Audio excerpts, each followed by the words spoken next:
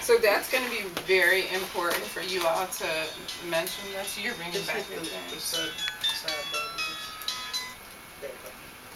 Okay, that's going to be probably one of the most important things that you all talk about tomorrow is kind of the purpose for you all coming together on a regular basis to learn these things. Because it's great to talk about what you've learned, but they want to know why are you learning it, what's the purpose of it. So, okay. Do you have any questions for them? If you heard them talk about this, what would you ask them? Would you ask them anything? What do y'all think between people that are homosexual and heterosexual? Okay. You really don't care. No, I'm lost. It's not that we don't care, but we can say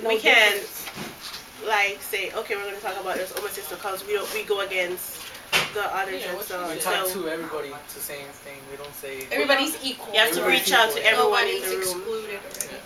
Excluded. So you'll get those questions when you start doing peer educating, and some of those are perfect answers, and you want to follow it up with, we teach everyone how to have safe sex. We teach safe sex practices. So if you're heterosexual and it's heterosexual sex, we know how to teach you how to protect yourself, and if you're homosexual, then we know how to teach you how to protect yourself.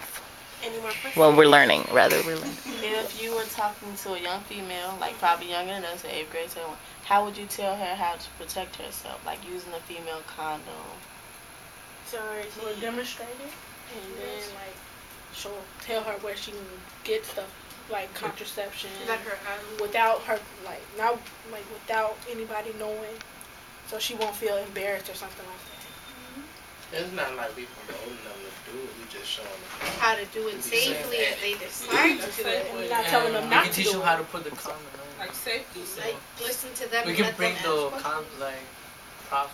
So what's the goal? What's the purpose of you all being peer educators? To educate others about sex, let them realize some stuff that they did not know, because I didn't know about sexualization and so you learn. If you don't know, I didn't know sexuality had different kinds of meanings. Yeah, my teacher told me if you don't know it, some of your peers might not know it.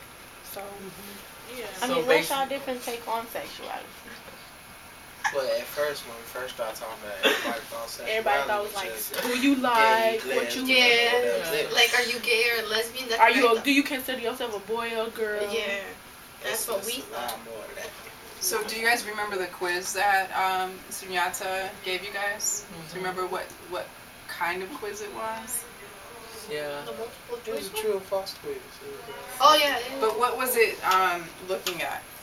How much we know. That's important. What people normally thought About homosexual. Begins with a V.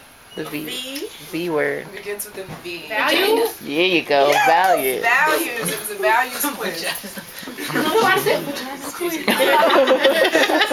So it was a values quiz, and the purpose of looking at your own values is because we all kind of have our own belief systems. And when you become a peer educator, or when you become an educator in general, you have to keep your own values in check, right?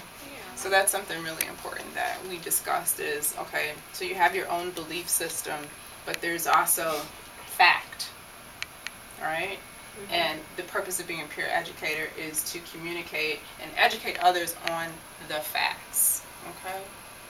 We can't say you have to be absolute.